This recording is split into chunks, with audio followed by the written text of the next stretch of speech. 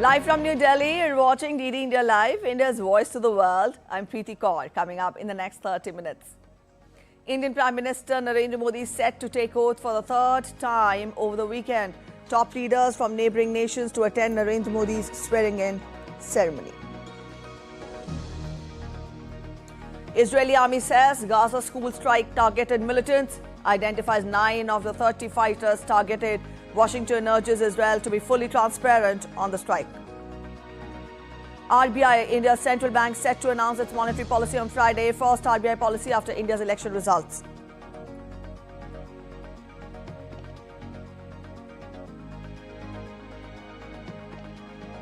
And in cricket, biggest upset at the T20 World Cup at US as US beats 2009 champions Pakistan in the Super Over.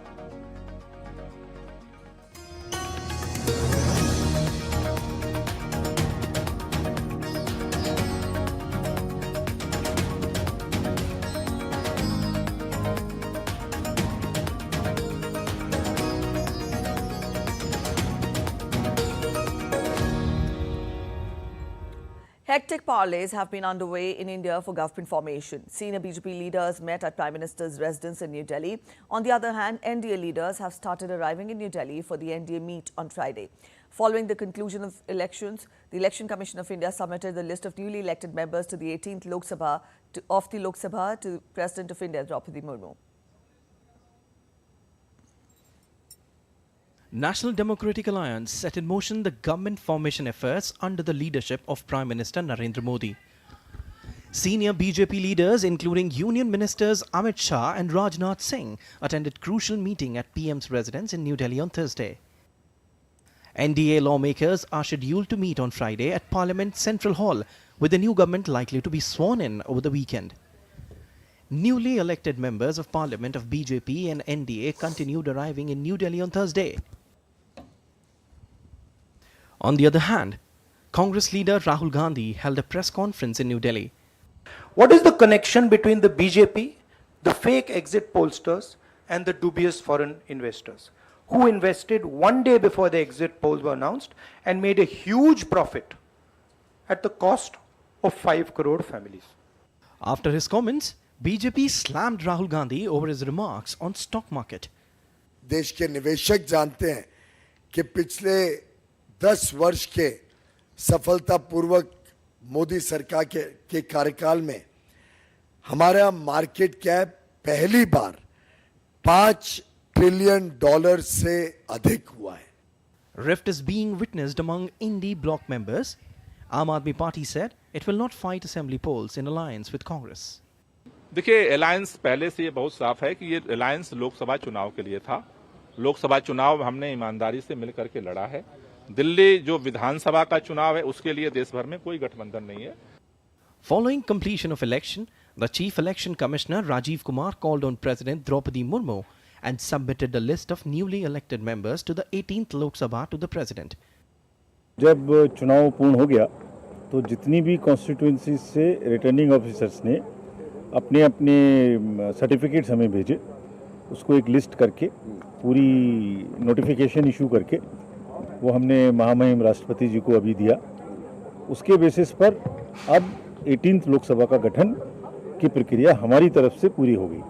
President commended hundreds of millions of voters who participated in the election process in such large numbers. Afterwards, the Chief Election Commissioner, along with other officials, paid a visit to Rajghat to seek blessings of the father of the nation, Mahatma Gandhi, after successful conduct of General Elections 2024.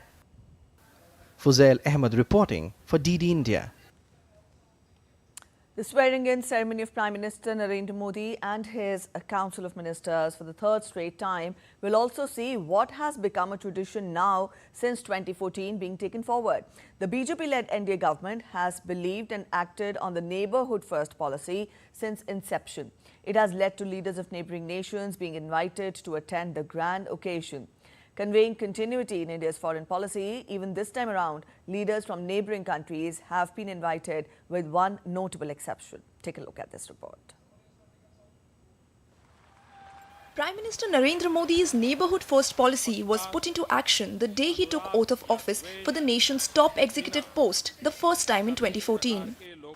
All South Asian Association for Regional Cooperation or SAARC leaders were invited for the ceremony. Apart from India, SAARC leaders comprises Afghanistan, Bangladesh, Bhutan, Maldives, Nepal, Pakistan and Sri Lanka. 5 years later, when the BJP-led NDA got an even bigger mandate from India's voters, leaders of the Bay of Bengal Initiative for Multi-Sectoral Technical and Economic Cooperation or BIMSTEC were invited for the swearing-in ceremony. Along with India, BIMSTEC has Bangladesh, Bhutan, Myanmar, Nepal, Sri Lanka and Thailand. Even in 2024, after getting a third successive mandate to govern the nation, leaders of South Asian countries such as Nepal, Bhutan, Mauritius, Maldives and others have been invited to attend the swearing-in ceremony in the national capital over the weekend. Sri Lanka's President Ranil Wickremesinghe has accepted the Prime Minister's invitation to attend his swearing-in ceremony. Bangladesh's Prime Minister Sheikh Hasina also would be travelling to New Delhi for the oath-taking ceremony. Honorable Prime Minister of India, Narendra Modi, has invited our Prime Minister, and she has already accepted it and going to join the oath ceremonial program. Clearly, even before taking over the reins of the nation for a third time by inviting leaders of neighbouring countries for his swearing-in ceremony, Prime Minister Modi has signalled a continuity in his foreign policy, which has been a hallmark of his government since 2014. Bureau Report, DD India. India's central bank, the Reserve Bank of India, is set to announce its bi-monthly interest rate policy on Friday. RBI Governor Shaktikant Das will hold a press conference and announce the monetary policy statement at 10 a.m. local time. Now, this is the first monetary policy announcement by the central bank after the results of India's general election 2024. And now we take a look at other stories making it to the headlines from across India. The National Investigation Agency has charge-sheeted an active Naxal cadre in the case relating to the murder of Bharatiya Janata Party leader Ratan Dubey by armed cadres of the terror group in Chhattisgarh. The charge sheet was filed on Wednesday at the NIA Special Court at Jagdalpur against Dhan Singh Koram alias Sukhdev Koram under relevant sections of the IPC and Unlawful Activities Act. The conspiracy was aimed at disrupting free and fair election process. Additionally, the NIA has also arrested a key accused from Imphal Airport in a case relating to a transnational conspiracy by insurgents and terrorist gangs to exacerbate the Manipur violence and spread terror in northeastern states.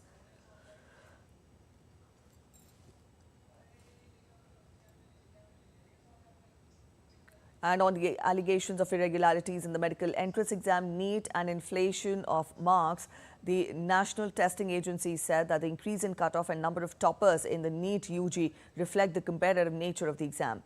Several aspirants and the exam alleged inflation of marks, which led to a record of 67 candidates bagging the top rank, including 6 from the same exam centre in Haryana. You're watching DD India Live. We're heading for a short break, but after the break, Boeing's Starliner crew receive a warm welcome aboard after successfully docking at the International Space Station.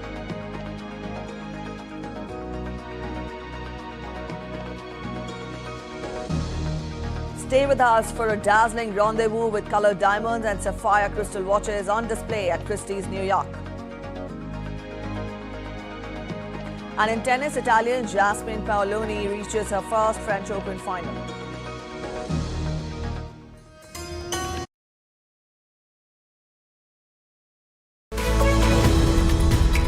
We just don't bring you the news as it unfolds. We get to the heart of the matter. We don't just present facts, we demystify complex social, political and economic events. We break stories that shape the world's present and future because you deserve the truth. I am Tanvi Taneja from New Delhi. I'm Ollie Barrett from London. I'm Nick Harper from Washington, D.C. Join us on DD India Global Monday to Friday at these times.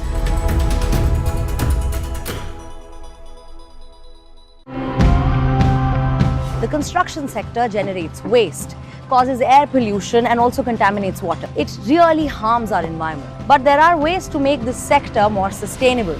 So let's look at some ideas to build green. We begin every project by searching for reclaimed wood, or stones from old houses. Working with reclaimed material also requires a lot of skill and experience. Mud bricks are made of nothing but mud and 8% stabilizer. We now add a bit of lime and cement, but 92% is mud. The distance between the elevators and the windows, that's great. A lot of office buildings actually have way too much space between the elevators and the glazing to make that happen. The living root bridges has to be protected because we retain the imprints of our forefathers who has taught us how to use the natural resources without destroying the Mother Earth.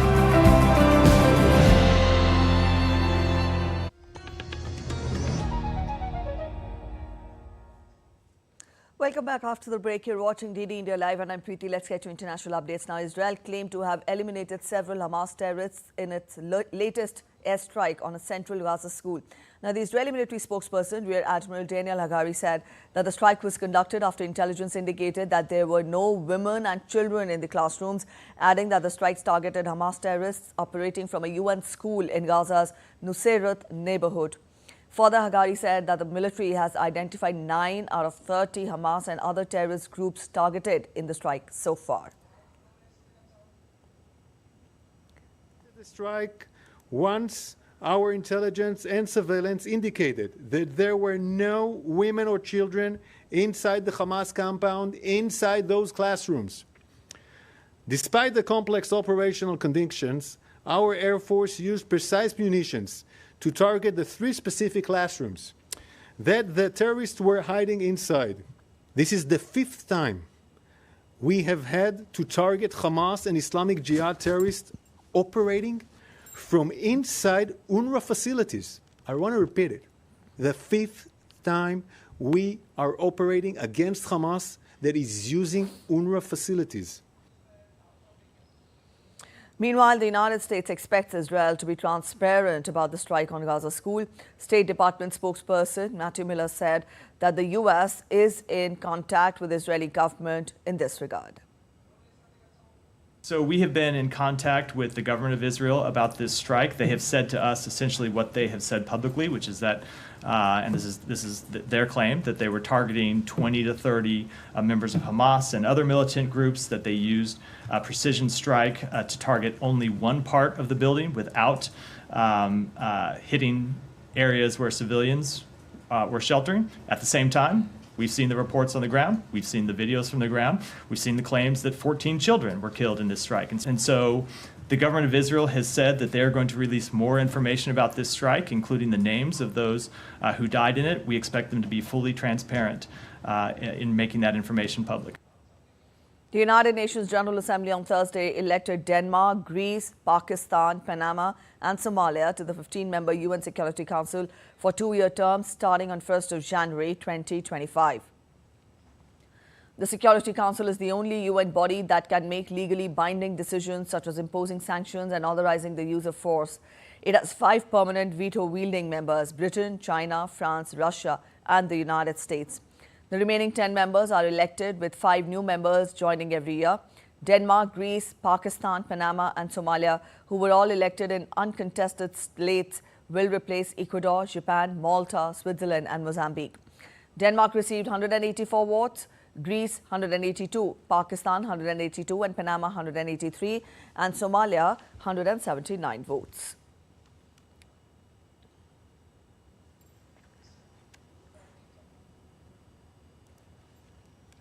Voting is underway in European elections, with far-right parties expected to make some major gains. More than 370 million people across 27 European countries are eligible to take part in elections that will wrap up on Sunday. DD India's William Denslow gets us more from Brussels. The Netherlands has 31 members of the European Parliament up for grabs. That was the country that kicked off voting in the European elections in a process that's really seen as more of a marathon than a sprint. It's a process that takes several days. On Friday, we'll see several more EU countries going to the ballot box before the rest of the EU will vote over the weekend. In total, more than 370 million people across the EU will have the opportunity to cast their ballots. There'll be around 200 national parties putting their hats into the ring, and it'll all boil down to 720 members of the European Parliament who will be in session for the next 5 years. Of those 720, well, at the moment that's broken down into around 7 groups spanning the political spectrum from the hard left to the hard right. The biggest player at last year's election was the EPP, the European People's Party. They're expected to do the best this time around, but there are real questions as to what kind of a coalition they may form going forward, especially considering that the left wing is supposed to do more poorly this election, while the hard right is expected to fare slightly better. So real questions as to how that'll play out when it comes to the power politics that will take place behind closed doors in the weeks and days that follow this election. When it comes to the key issues in the minds of voters, well, the cost of living crisis, that continues to be a huge issue despite the fact inflation has come down significantly over the last couple of years. Immigration, that has been a major talking point and a major campaign issue, especially for the far-right candidates. And security, that's a massive topic in the minds of many, considering the war in Ukraine is on the doorstep for many of those here that are voting. William Denslow in Brussels reporting for DD India. The European Central Bank went ahead with its first interest rate cut since 2019 on Thursday, citing progress in tackling inflation. In new forecast released, the ECB said it expected inflation to average 2.2% in 2025, up from a previous estimate of 2%. In fact, inflation in the 20 countries that share the euro has fallen to 2.6% from more than 10% in late 2022, largely due to lower fuel costs and easing of post-pandemic supply snags. Austrian Central Bank Chief Robert Holzmann was the lone opponent of Thursday's ECB interest rate cut, as he argued for unchanged rates given an increase in inflation projections. Saudi Arabia's Minister of Energy, Prince Abdulaziz bin Salman, announced a plan to increase its oil production capacity to 12.3 million barrels per day by 2028. The announcement came during a special panel discussion at St. Petersburg International Economic Forum in Russia. The forum themed "The Future of the Oil and Gas Market, Global Demand Outlook and Producers' Plans" was attended by several OPEC and non-OPEC ministers. Russia, Saudi Arabia and some OPEC Plus members agreed to phase out voluntary cuts of 2.2 million barrels per day over a year, beginning from October this year. OPEC Plus also agreed to maintain other production cuts amounting to 3.66 million barrels per day until end of 2025. OPEC Plus on Sunday agreed to extend most of its oil output cuts into 2025, but left room for voluntary cuts from 8 members to be gradually unwound from October onwards. The United States on Thursday imposed visa restrictions on a few dozen Georgian nationals it accused of undermining democracy, including members of the Georgian Dream Party and members of parliament and law enforcement. The first tranche of restrictions was imposed on Thursday on up to 36 people, including members of Georgian Dream, members of parliament, law enforcement and private citizens. State Department spokesperson Matthew Miller told reporters that Washington hopes Georgia's leaders will reconsider their actions. If not, he warned the U.S. is prepared to take additional action. Secretary Blinken recently announced a comprehensive review of all bilateral cooperation between the United States and Georgia. As part of that review, the department implemented a new visa restriction policy to address these actions under Section 212A3C of the Immigration and Nationality Act. Today, under this policy, we are taking steps to impose visa restrictions on dozens of Georgian individuals. This includes individuals responsible for or complicit in, and immediate family members of those responsible for or complicit in, undermining democracy in Georgia. Hours after Mexico elected its first female president, gunmen ambushed and killed the female mayor of a western Mexican town. Yolanda Sanchez was shot 19 times in the town center. In 2023, Sanchez was kidnapped by a drug cartel. Mexico's general election was the bloodiest in the country's history, with assassination of 39 political candidates before voting closed on Sunday. South African President Cyril Ramaphosa has announced that his party, the African National Congress, will invite other political parties to form a national unity government. The announcement came after a meeting of ANC's National Executive Committee. The party lost its parliamentary majority in last week's election, meaning it cannot govern alone for the first time since the end of apartheid 30 years ago. However, it remained the single largest party. We have therefore agreed that we will invite political parties to form a government of national unity as the best option to move our country forward. The modalities of the government of national unity will take into account the conditions prevailing at this moment in our country's history. Boeing's two-member Starliner crew received a warm welcome aboard on Thursday after successfully docking the International Space Station. The rendezvous was achieved despite an earlier loss of several guidance-controlled jet thrusters, which NASA and Boeing said had been partially fixed and should not compromise the mission. The CST-100 Starliner, with veteran astronauts Barry Wilmore and Sunita Williams aboard, arrived at the orbiting platform after a flight of nearly 27 hours following its launch from Cape Canaveral Space Force Station in Florida. During the post-docking news conference, mission managers from NASA and Boeing said that this key event marked a significant test for the vessel's capabilities amidst minor technical issues, including helium leak and some thruster failures.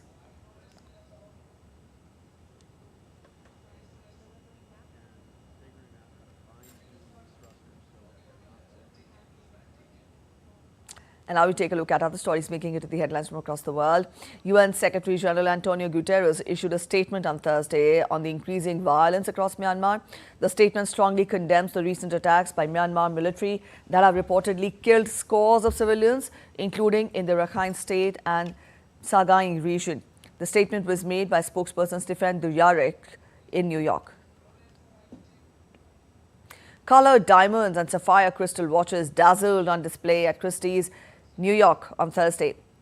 The auction house is ready for its luxury week sales. The collection also included a brilliant cut pink diamond of 10.2 carats, which is estimated at $9 to $12 million.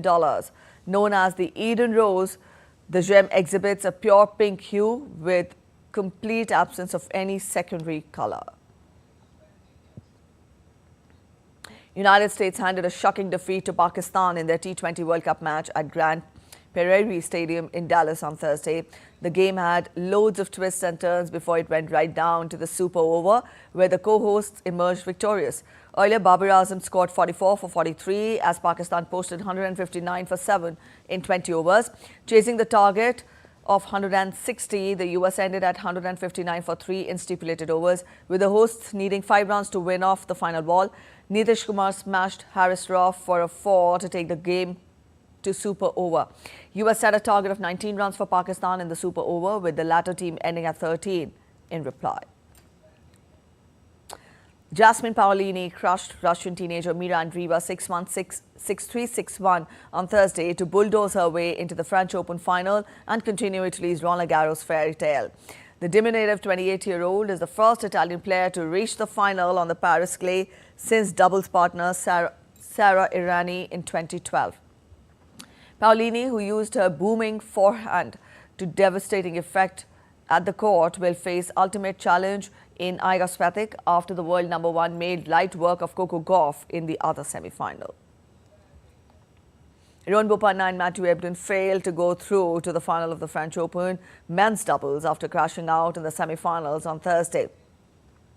The Indo-Australian pair lost to Italian duo of Simone Bolelli and Andrea Vavasori 5-7, 6-2, 2-6 in an hour and 58 minutes. Interestingly, it was the same opponent Bopanna and Ebden defeated in the Australian Open final back in January at the Rod Laver Arena. All right, that's it in this edition of DD India Live, but let us know your thoughts on the news of the day. For those of you on the go, you can get all the latest news and updates from India and across the world on DD India mobile app. Now, this app is available on both Android and iOS platforms. You can scan the QR code on your screens to download now. We'll be back with more news as it breaks here on DD India. I'm Preeti Kaur signing off, and from all of us here in Delhi, thanks for watching DD India Live.